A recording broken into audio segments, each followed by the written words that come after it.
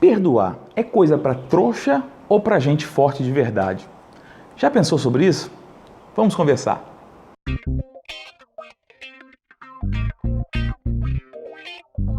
Meu nome é Marcos Honório Júnior e no vídeo passado nós conversamos um pouco sobre o amor de Deus, que o amor de Deus não é algo que se sente, mas é algo que se pratica.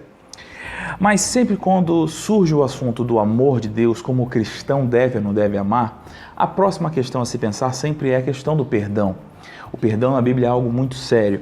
Em primeiro lugar, precisamos sempre nos lembrar que nós fomos todos perdoados em Cristo Jesus. Nós tínhamos uma dívida gigantesca com Deus e Ele perdoou essa dívida independente de nós. Mas a questão do perdão é que ele não é fácil.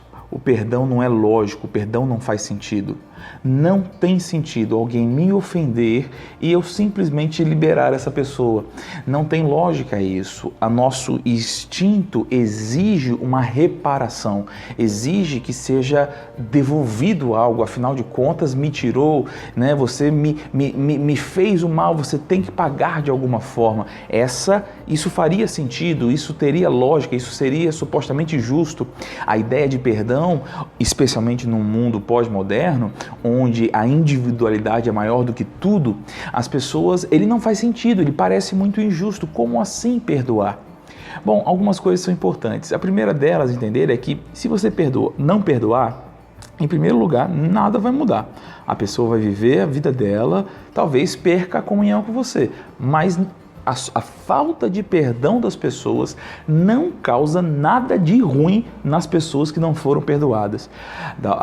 Algumas pessoas acham, você está travando outra pessoa. Mentira!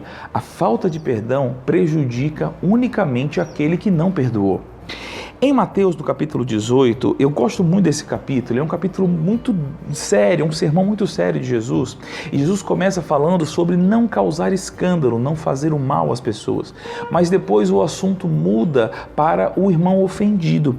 E aí, Jesus falando sobre isso, o apóstolo Pedro pergunta no versículo 21. Então Pedro, aproximando, lhe perguntou: Senhor, até quantas vezes meu irmão pecará contra mim, que eu lhe perdoe? Até 7 vezes? Respondendo-lhe Jesus: não te digo que até 7 vezes, mas até 70 vezes 7. Mateus não registra um detalhe que Lucas, quando fala dessa pergunta, registra. Ao ouvir essa afirmação de que nós deveríamos perdoar inúmeras vezes um dia, os discípulos falaram: aumenta a nossa fé. Mas Mateus registra uma parábola que Jesus conta depois disso, que é a parábola do credor incompassivo. Narra-se que um determinado rei tinha um servo que lhe devia uma dívida impagável, uma dívida que não se tinha como pagar. E então esse rei foi cobrar a dívida a essa pessoa e essa pessoa disse: olha, me dá tempo que eu vou te pagar. Mesmo ela sendo impagável, ele disse: me dá formas de trabalhar, me deixa eu fazer algo para pagar essa dívida. Então a Bíblia diz que o rei, sentindo misericórdia daquele servo, decidiu ignorar e decidiu aniquilar a dívida. Então, aquele servo ficou muito grato àquele rei e quando ele sai da presença do rei, ele encontra um outro servo do mesmo rei, um conservo seu, que tinha uma dívida razoável. Não era uma dívida impagável, mas era uma dívida infinitamente menor do que a dívida que ele mesmo tinha com o rei. E ele fala assim: olha, você tem que me pagar a minha dívida. E então o seu conservo diz: olha, me dá tempo, eu juro, eu vou te pagar.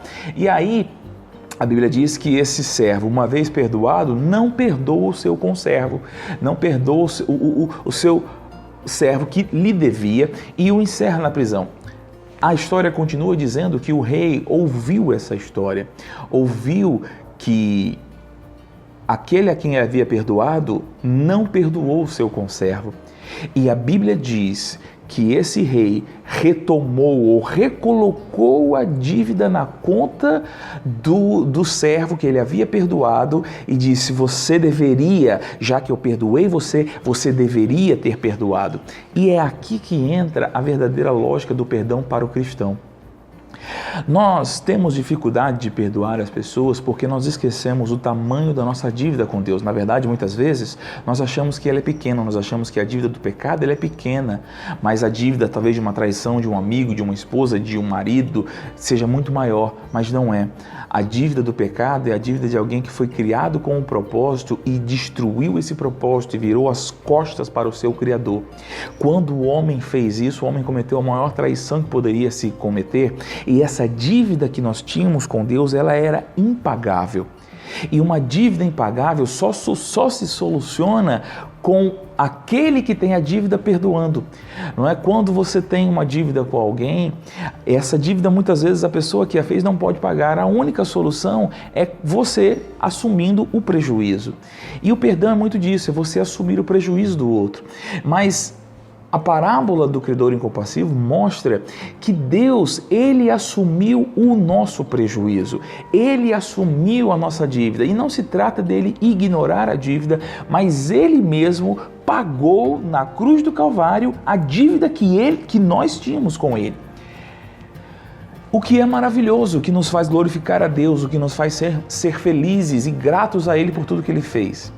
Mas a questão que a Bíblia aponta, não só aqui em Mateus, mas muitas vezes a Bíblia diz que se nós não perdoarmos os nossos irmãos, nós perderemos o perdão de Deus. Não é uma nem duas vezes que a Bíblia diz isso. É porque se nós fomos salvos e se nós fomos perdoados de graça, como seremos pessoas que retêm perdão?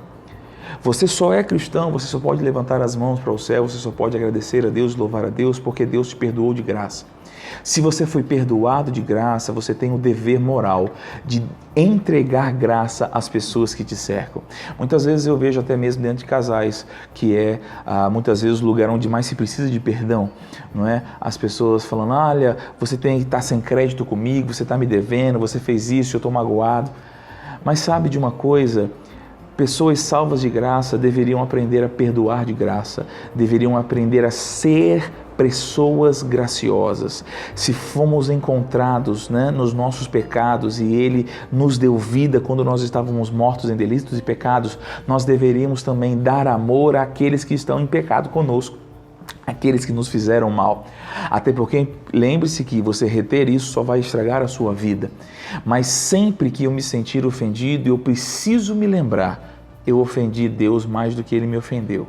O que eu fiz contra Deus foi pior do que o que essa pessoa me fez. E se Deus foi capaz de me perdoar, então eu também devo perdoá-lo. Se eu fui perdoado de graça, eu tenho que perdoar aqueles que me cercam. É fácil? Não, não é. Não é fácil, não é agradável, não é divertido, mas é libertador. Porque lembre-se, quem não perdoa é quem carrega a bagagem e você se livra dela. Talvez o seu orgulho saia imensamente ferido, mas que bênção é o nosso orgulho ser esvaziado, não é mesmo? Que bênção é quando nós estamos agindo na humildade de Cristo e não na soberba do homem, na soberba do valor próprio. Não, o nosso amor é o amor que Deus tem por nós e Ele espera que nós entreguemos àqueles que nos cercam o mesmo perdão que Ele entregou a nós em primeiro lugar. Então, não fique carregando isso, não fique andando com isso. Seja uma pessoa graciosa, assim como você foi salvo de graça, entregue gratuitamente perdão àqueles que te ferem. Seja abençoado, meu querido.